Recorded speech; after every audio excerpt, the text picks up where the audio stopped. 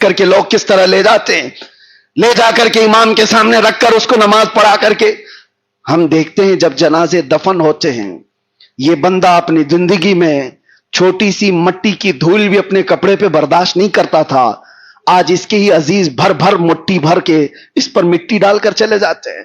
ہم سب کا بھی وہی حشر ہونا ہے، سب کا بھی وہی حال ہے، اور اس قبر میں جانے کے بعد کس کو چیخو گے، کس کو پکارو گے، کس کو بلاؤ گے؟ وہ دوست آئیں گے جو تمہارے، جن کے لیے تم نے ماں باپ کو تک چھوڑ دیا، وہ دوست آئیں گے جن کے لیے تم نے اپنی حیثیت بدل دی، اپنے پیسے برباد کی، کوئی بھی نہیں آتا۔ دوستوں کا تو حال یہ ہے کہ ادھر مٹی نہیں ہوئی ادھر وہ قبرستان سے نکل گئے، کچھ دیر تک اگر کوئی بیٹھا تو بھائی یا باپ بیٹھ جائے یا بیٹا بیٹھ جائے، باقی کسی کا نہیں ہے۔ دنیا ہے، تمہاری سانسوں کی مالا جب تک چل رہی ہے تب تک ساتھ ہے، یا تمہارے ہاتھ میں پیسہ ہے، منصب ہے، تب تک ساتھ ہے، باقی سب چھوڑ کر جائیں گے۔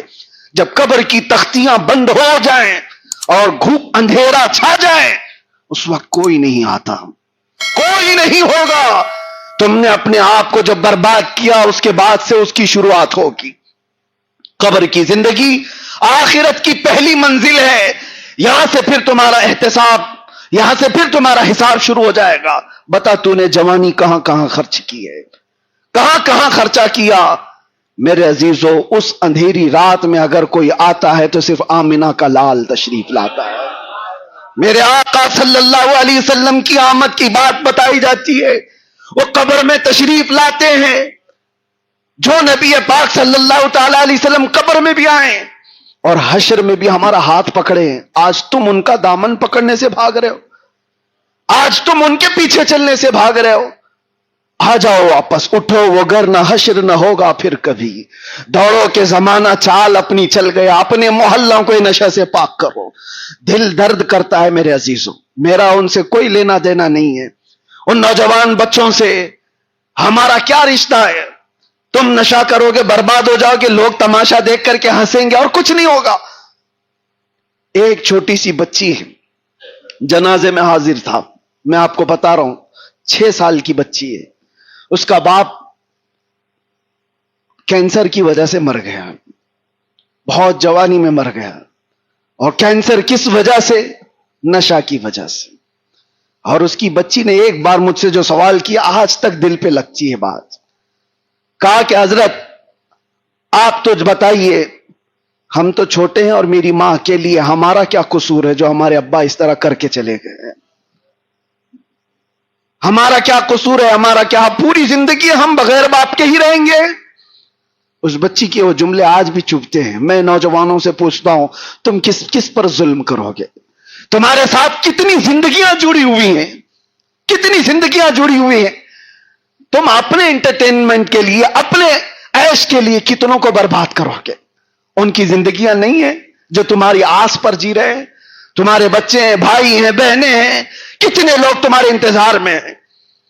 میں جانتا ہوں کتنے ایسی مائیں انتظار میں، کتنے تو نوجوان جیل میں اسی طرح سے دیکھے گئے جو ناحق ایسے کاموں میں مبتلا ہو کر جیل کی سزائیں کاٹ رہے ہیں، اور ان کی مائیں 2-2 3-3 گھنٹے باہر گیٹ پر بیٹھی رہتی، دھکے کھاتی ہوئی، دھوپ میں، بارش میں، سب جگہ ان کو دیکھ کر کے بھی ترس آتا تھا، اور وہ مائیں انتظار کرتی ہیں بیٹا صحیح ہو کر کے آ جائے گا۔ ہم نے اپنی حیثیت کے مطابق جس کو جتنا اصلاح کرنا تھا وہاں اصلاح کیا ہے، لیکن آپ کو میں یہ بات بتا رہا ہوں کہ تمہاری زندگیاں صرف تمہارے ماں باپ، بھائی بہن اور بیٹوں سے ہی نہیں جڑی ہیں، میرے مصطفیٰ سے جڑی ہوئی ہے۔ آبرو ماذا نام مصطفیٰ، ہم سب کی عزت و آبرو مصطفیٰ کے نام سے ہے۔ اور جب میں یہ بات پڑھتا ہوں تو رونگٹے کھڑے ہو جاتے ہیں۔ میرے آقا نے جو فرمایا، تمہارے تلووں میں کانٹا بھی چبھے تو مجھے اس کا درد ہوتا ہے۔ کون ہے جو ہماری ان غموں کو سننے والا؟ کون ہے میرے مصطفیٰ کریم صلی اللہ علیہ وسلم کے علاوہ؟ تمہیں پتا ہے ملک الموت جس وقت میرے آقا کی روح لینے آئے تھے، اس وقت میرے آقا نے یہ نہیں کہا کہ نزا کی تکلیف اتنی ہے، بلکہ یہ پوچھا اے اسرائیل بتا کیا یہ تکلیف میری امت کو بھی دی جائے گی؟ جب ملک الموت نے کہا سکرات سے سب کو گزارا جائے گا تو حضور کی آنکھوں سے آنسو نکل آئے۔ یہ نہیں پوچھا کہ میرے گھر والوں کو بھی تکلیف ہوگی، نہیں، بلکہ میرے آقا نے فرمایا کیا میری امت بھی اس درد سے گزاری جائے گی؟ آپ سے میں کہتا ہوں جو نبی، اسی لیے اعلی حضرت کا میسج یہی تھا، جو نہ بھولا ہم غریبوں کو رضا، یاد اس کی اپنی عادت کیجیے، یاد اس کی اپنی عادت کیجیے۔ آ جاؤ اے نوجوانوں، بارگاہ مصطفیٰ صلی اللہ علیہ وسلم کی اس عظیم چھاؤں میں جہاں پر پلنے والے اپنے آپ کو آسمان کے ستاروں تک پہنچا دیتے ہیں۔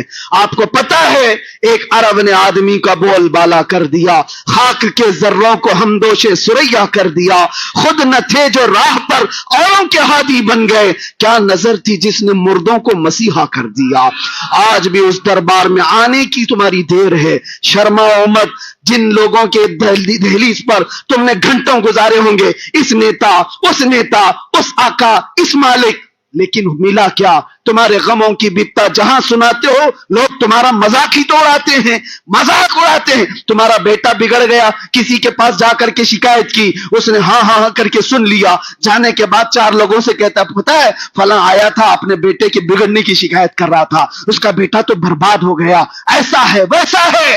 لیکن قسم خدا کی جس نے بارگاہ مصطفیٰ میں عرض کیا، بارگاہ مصطفیٰ میں عرض کیا، میرے آقا صلی اللہ علیہ وسلم کا حال یہ، مکہ کا ایک عظیم ابو حفص سمرقندی رحمت اللہ علیہ فرماتے ایک آدمی مر گیا تھا جس کا چہرہ گدھے کی شکل کا ہو گیا تھا، اور اس کا اکیلا بیٹا تھا، دروازے بند کر دیا یہ سوچتے ہوئے کہ باپ کو یہیں دفن کر دوں گا، اٹھاؤں گا تو لوگ کیا کہیں گے، رو رہا تھا۔